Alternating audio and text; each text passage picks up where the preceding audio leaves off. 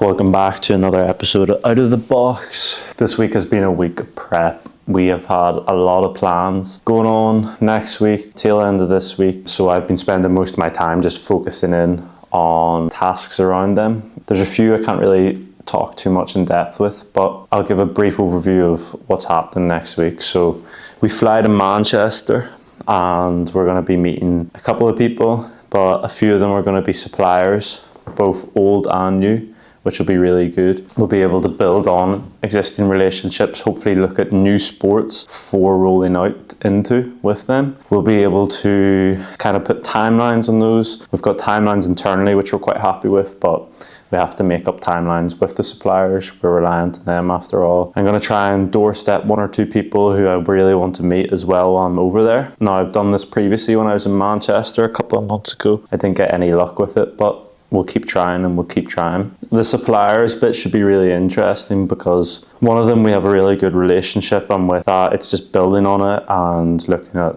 what more can we order. The other, we are at the start of a relationship, but something I think could be really long term. And so again, it's about kind of proving our worth, explaining our business model, which is never the easiest thing, and getting them on board for the long run and seeing how we can provide value to their range. In terms of this week, the plans we've been putting in place. Connor, our head of ops, has been over to America and he took that one. Extremely grateful for that because I just couldn't go over to America right now. Not with the amount of work I have going on, with the new starts we've had on, not with the projects we've got next week. It just would have been too rushed. So he was able to lead that.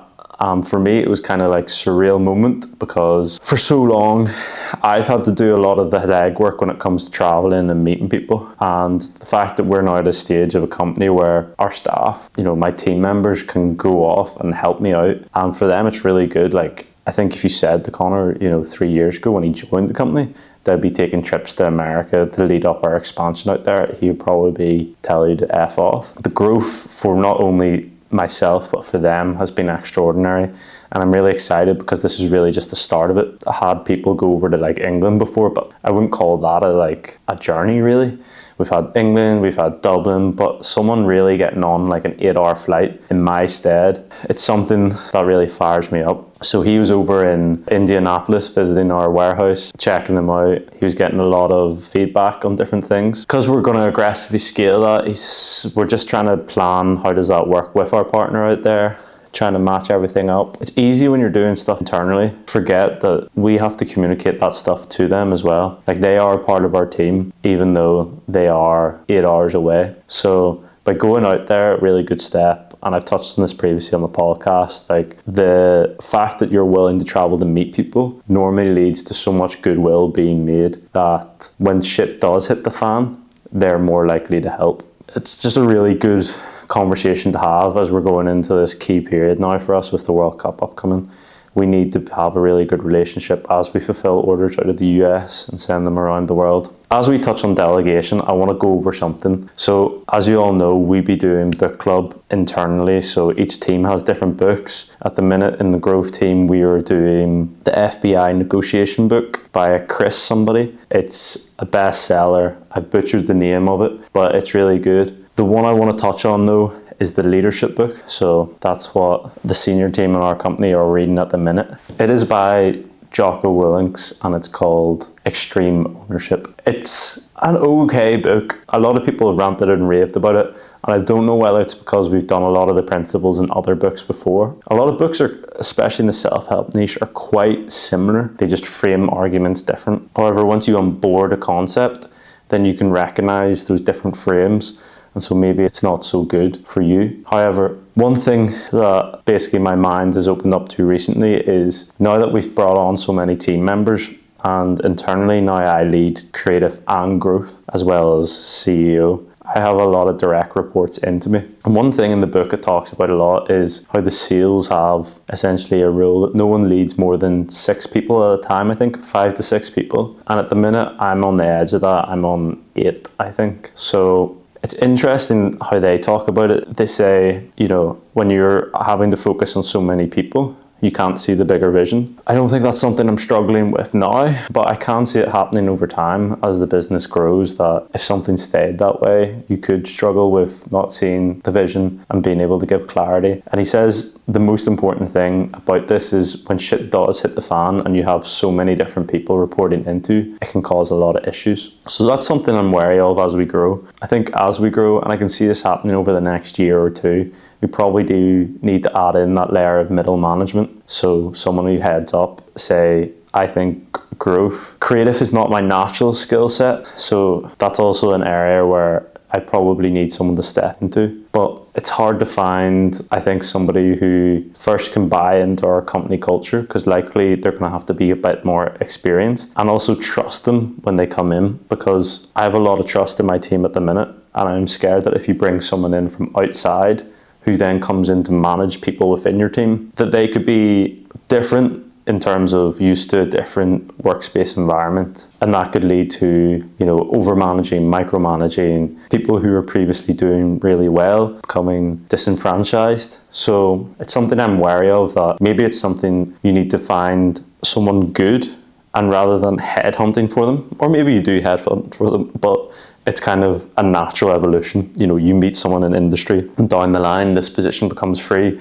and you go come in because you can trust them. It's something I guess I'll have to figure out over the next year or two. We've also finally got the landing page live. It took a week longer than I would have liked, but it's live. And the early results look good, although never judge a landing page test after the first couple of days. We have also rolled out some image tests. I think I touched on this a few weeks ago. So it's performing good at the minute and looks like it's going to be a winner. So that's exciting. There's a few more stuff I need to start working on now for tests next week. I think we're going to be doing tests in a 2-week cadence. So ideally I would have been doing it in a weekly cadence, but tests every 2 weeks still means we're going to make 20 optimizations a year on our funnel, which is really, really good. And it's better than last year when it was maybe 5 optimizations we made in total. Small wins there. The one thing I've been really impressed with is the speed with which our new starts have come in and have picked up the tasks. We've been doing really, really good on that. People are surpassing my expectations. So now it's about